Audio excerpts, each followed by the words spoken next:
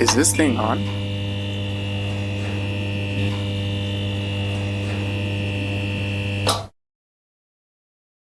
So the next question I have for you, what do you believe about the people who voted opposite of you? I can certainly understand how the affluent that are well-heeled and rich voted the way that they voted Sure. because it's in their best interest. But the others, I will never understand that. I understand the psychology that's associated with it, but I will never understand how physically the people could do that. To me, there are three classes of welfare. There's the corporate welfare, and then there's the welfare that we understand. Right.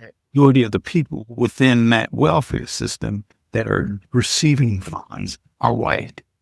Right. Make sure that everyone understands that. If you take I don't know what the percentage, because I haven't gotten into it, but I'm sure that there's a small percentage of Black people that are on welfare.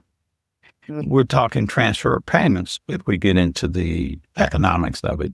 So the biggest transfer of payments are definitely going to corporations because they're getting funding for something that they're not paying for. There's no exchange. In corporate America, the ethos is to avoid paying taxes so you can keep more of your profit. Yet some of these corporations that you're talking about get government subsidies, contracts, or even bailouts, leaving us individuals out, right? Okay. At some point. I always want to say something nice about something. It was not about Trump's economy. I was reading an article the other day about Mackenzie Phillips. It's Bezos' ex-wife. Someone was saying something negative about her because she had only given away 17 billion of the 58 billion that she has. I'm looking at them saying, Right. are you serious? Right. How much Jeff and Elon Musk and all of those guys how many billions that have they given away? And to nonprofit organizations. Right. To those that haven't been able to access the funding, they have not been able to access the funding because there are three organizations here in Charlotte that have access to this funding. Sure. And because they're not being told.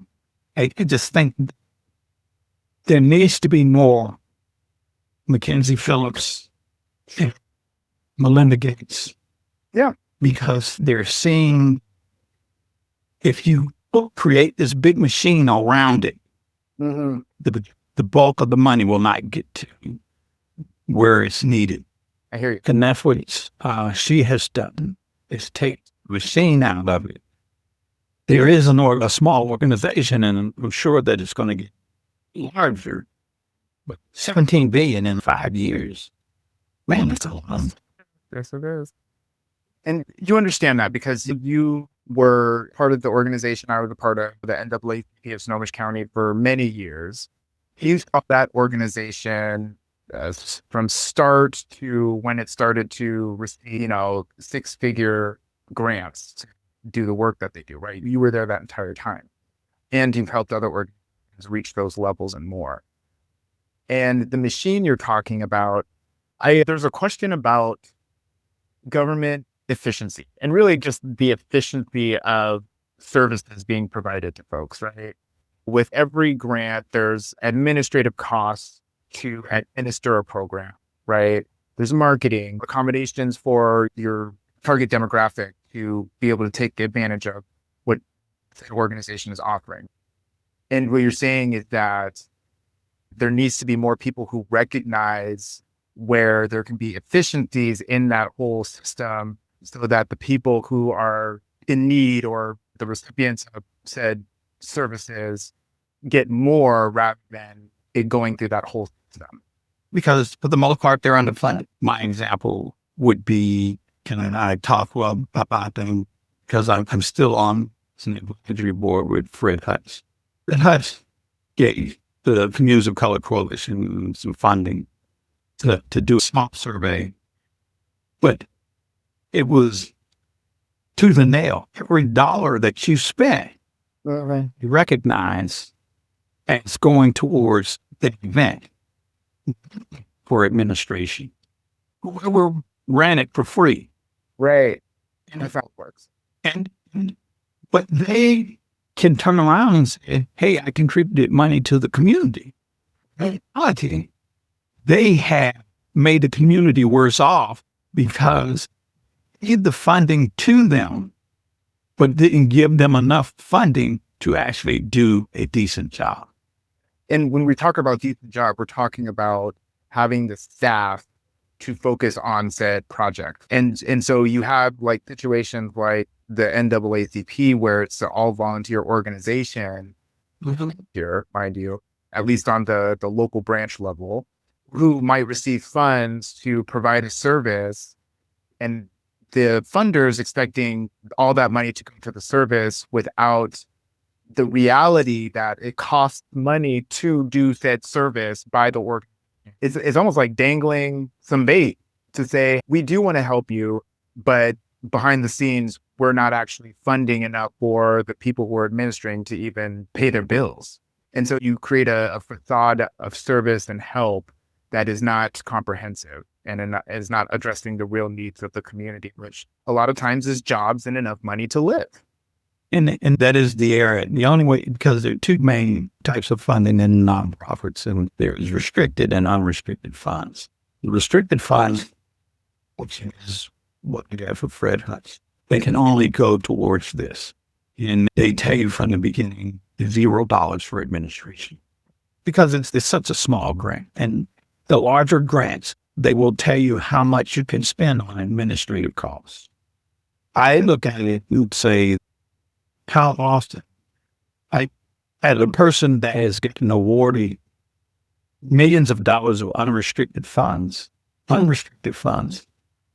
it's difficult to turn around and put that in context, because if you got so much restricted funds, you start shaving corners, that's where you get in trouble. Right. Because guess what? The government comes back and says, hey, we want to audit you. We want to audit you. Or we want to look at your taxes, the way that you did your taxes. That you spent this amount of money, but you only are paying this amount of tax. And in many instances, no tax. And the government doesn't like that. And as a small individual firm or organization, you can't do that. You can't account for it because you have no overhead for the audit. The folks that are coming in to make sure the folks that you hire understand how to put stuff down on paper and for the accountability. We can vote. After many organizations get going, they get shut down because they've been pencil whooped. Right. Right. Yeah. Like if the government's saying you need to have the appropriate documentation to justify this expense, but the money to train people in the timeline of the grant funding, some of those things get nipped. And so you got organizations just hustling to get this money out or to help people, and they might not have done all of the necessary administrative work. And so they're now put in a precarious position when they were just trying to help people. That is true. I want to tie this back into the political now.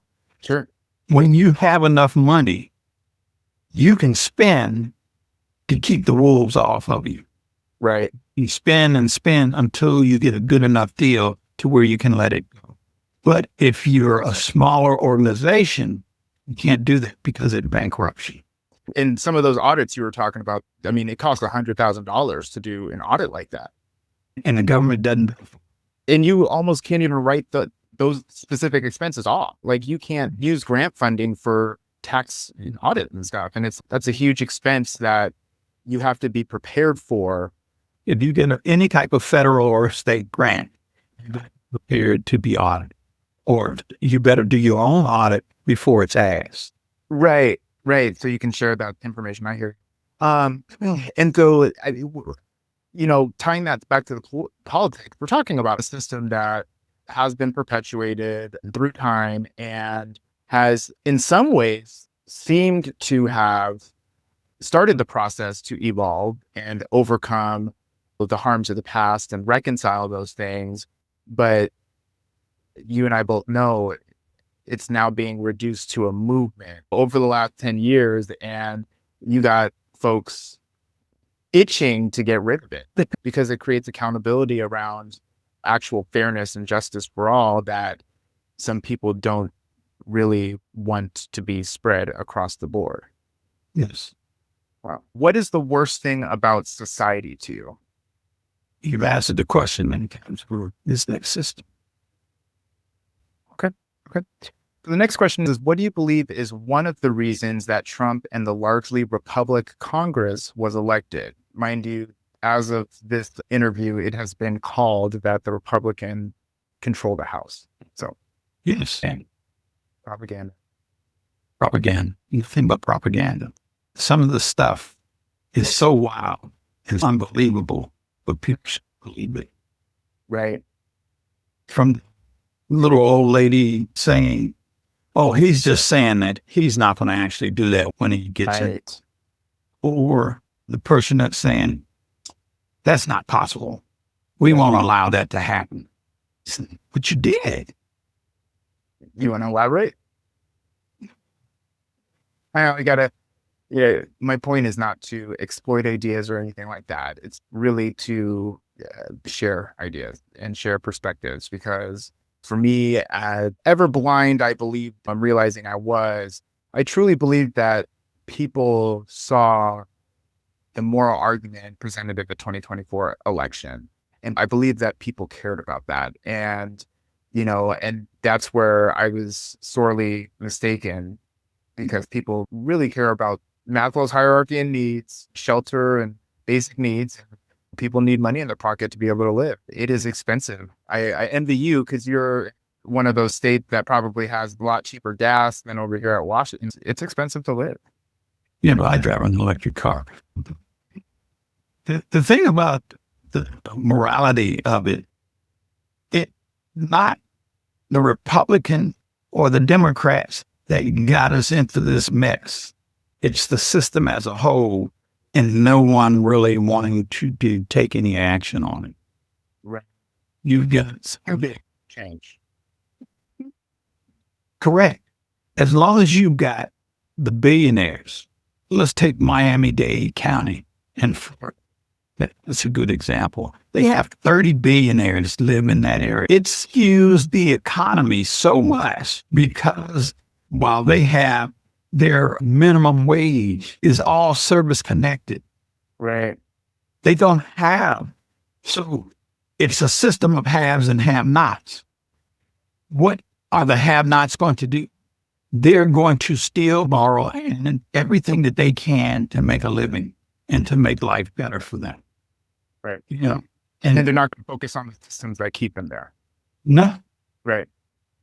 Exactly. 30 billionaires in one county. It's used them to, it's saying that the average person is making something like $64,000 a year. When you take those 30 billionaires out, comes to something like $25,000 to $35,000 a year.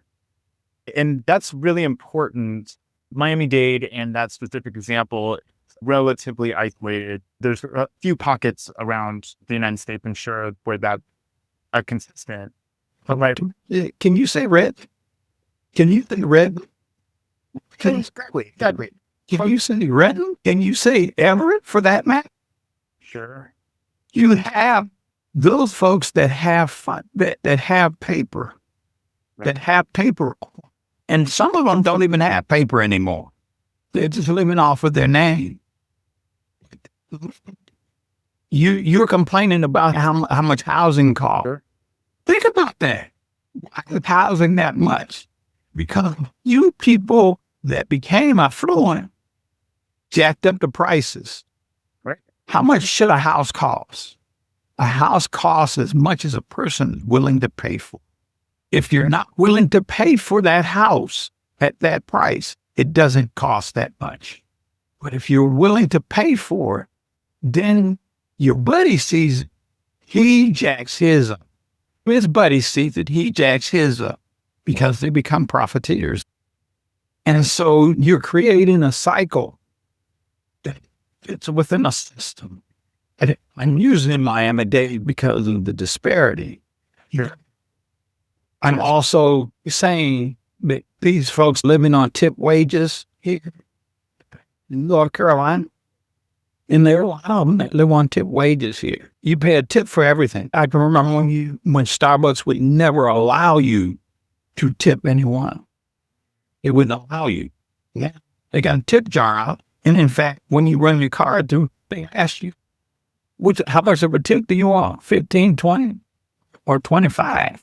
That's right. And I went into one restaurant and they didn't even have the 10 or 15. They started out at 20%. Wow. They started out at 20% and said 20, 30, or 40 or more. Oh, wow. And there was a restaurant, of course, I'm not going to tell you the name of the restaurant, but nonetheless, and it was on somebody else's dime. But no, I hear what you're saying.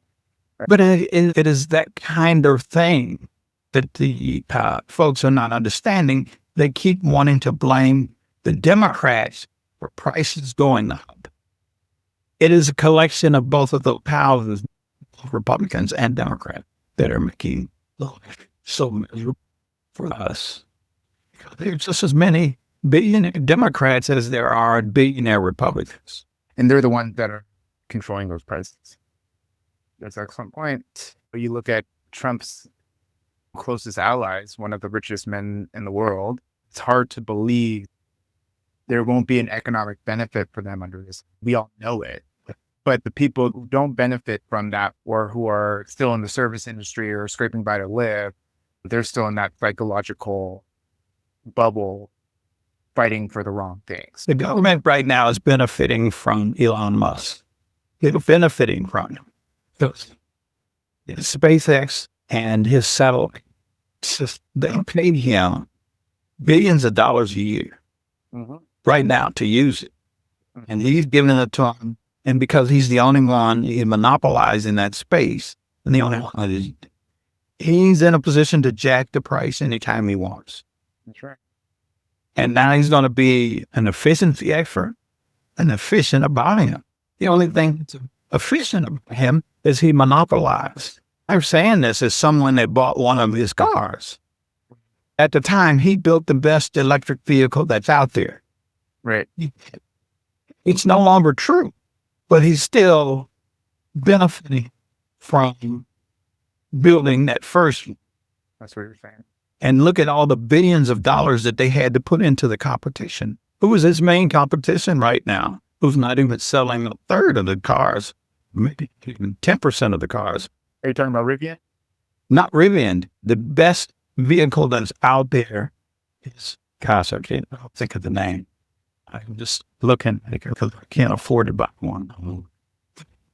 Anyway, they're owned by the Saudis. It's an American, U.S. built car.